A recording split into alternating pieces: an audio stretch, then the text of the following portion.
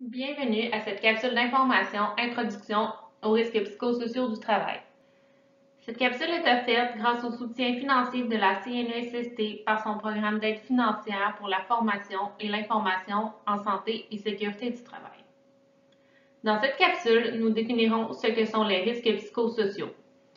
Ensuite, nous vous présenterons 4 des principaux risques psychosociaux. Finalement, quelques pistes de solutions afin de prévenir les risques seront énumérées.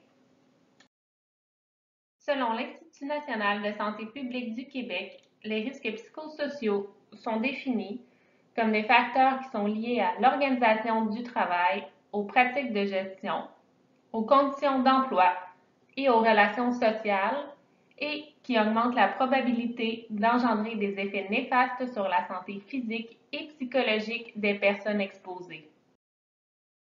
Dans la littérature scientifique, plusieurs risques psychosociaux sont identifiés. Dans cette capsule, nous aborderons 4 des principaux risques psychosociaux au travail, soit la charge de travail, l'autonomie décisionnelle, le soutien social et la reconnaissance. La charge de travail réfère à la quantité de travail à accomplir, aux exigences intellectuelles requises et aux contraintes de temps à respecter dans la réalisation du travail.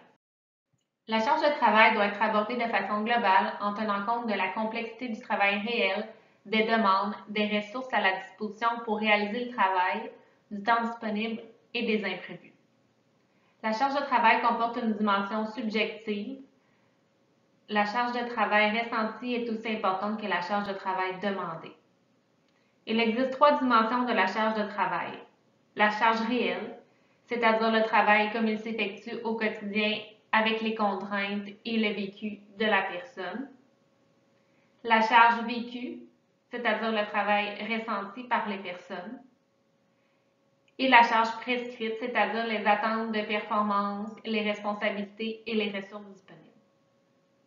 Une grande quantité de travail est le facteur de risque décrit par les employés qui engendre le plus de stress au travail. L'autonomie décisionnelle, aussi appelée l'attitude décisionnelle, renvoie à la possibilité d'exercer un certain contrôle sur son travail, à celle d'utiliser ses compétences et d'en développer de nouvelles. En pratique, elle se reflète entre autres par la possibilité de faire preuve d'initiative et à développer ses compétences pour réaliser de nouvelles tâches. Par une marge de manœuvre pour prendre des décisions de manière libre et autonome, par exemple sur les méthodes de travail utilisées et le rythme de travail. Également par la participation des employés aux décisions organisationnelles qui les concernent. Une faible autonomie décisionnelle peut constituer un facteur de risque à la santé. Le modèle de Karasek comporte les 2 dimensions que nous venons d'aborder. La demande psychologique, c'est-à-dire la charge de travail, et la latitude décisionnelle. Selon Karasek, la combinaison d'une forte demande psychologique et d'une faible latitude décisionnelle constitue une situation à risque pour la santé. Un employé qui fait face à des exigences croissantes sans avoir la possibilité d'exercer un contrôle sur sa charge de travail finit par ressentir une situation de stress. Il faut alors analyser et revoir l'organisation du travail en fonction des difficultés soulevées par les employés afin d'ajuster la charge de travail et de pouvoir offrir aux employés une certaine autonomie dans le but de diminuer le stress ressenti. Il existe 2 types de soutien social au travail, le soutien des gestionnaires et le soutien entre collègues. Le soutien social des gestionnaires prend plusieurs formes. Le soutien instrumental ou opérationnel renvoie aux outils, aux ressources, au temps alloué pour effectuer une tâche. Le soutien informationnel correspond à l'information et aux conseils fournis à l'équipe par la gestion. Le soutien émotionnel, plus centré sur la personne, est le fait d'écouter et d'aider un travailleur qui vit une difficulté. Plus les employés se sentent soutenus sur le plan psychologique et plus ils sont fidèles et attachés à leur employeur, engagés et satisfaits au travail. Le soutien social entre collègues a également un impact sur la qualité de vie au travail. Il a un impact positif et peut diminuer, au moins en partie, l'effet négatif du stress vécu au travail. Un manque de soutien social peut entraîner une hausse de l'absentéisme et un roulement de personnel élevé. Nous avons vu précédemment le modèle de Karasek. Le modèle fut adapté par l'ajout d'une 3e dimension, le soutien social au travail. Comme nous venons d'observer, un manque de soutien social au travail constitue un risque pour la santé. La faible latitude décisionnelle et la demande psychologique élevée engendrent un stress important. Ce risque est également accru si la personne évolue dans un milieu de travail où le soutien social est faible. Un employé qui reçoit de l'aide pour surmonter les difficultés bénéficie d'un soutien social élevé qui peut s'avérer un facteur de protection important pour sa santé mentale. La reconnaissance au travail fait référence aux différentes façons de reconnaître les efforts et les réalisations, qu'il s'agisse de rémunération, d'estime, de respect, d'équité, de sécurité d'emploi ou encore de perspectives de promotion. Ces efforts sont reconnus et récompensés équitablement et en temps opportun. La reconnaissance prend différentes formes. Par exemple, une rémunération suffisante, l'organisation d'événements pour célébrer les réalisations d'un employé ou d'une équipe, le développement de carrière d'un employé, une appréciation régulière des efforts et des résultats. Les gestes posés par l'employeur pour souligner et récompenser le travail des employés ont pour effet de les motiver. L'effet contraire est observable. Les employés qui ne voient pas leurs efforts appréciés risquent de perdre confiance dans leur capacité d'effectuer leur travail et dans l'organisation. Le modèle déséquilibre effort-récompense proposé par Sigrist repose sur l'hypothèse qu'une situation de travail se caractérisant par une combinaison d'efforts élevés et de faible reconnaissance de cet effort amène à une série de réactions pathologiques.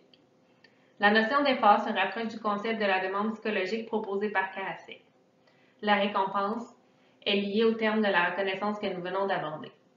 Le déséquilibre entre l'effort fourni et la reconnaissance reçue contribue de façon importante à l'épuisement professionnel et à la détresse psychologique, d'où découlent ensuite des problèmes de santé.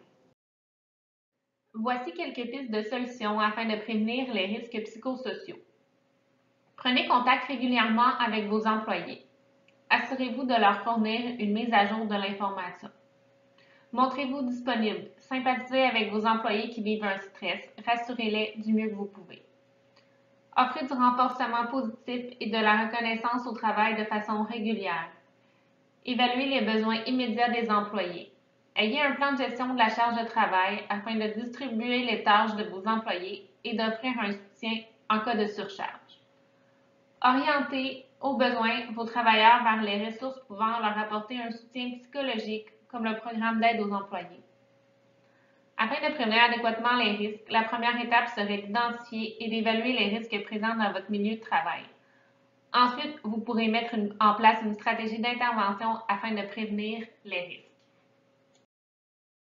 Vous aimeriez en connaître davantage sur le sujet, plusieurs ressources gratuites sont disponibles.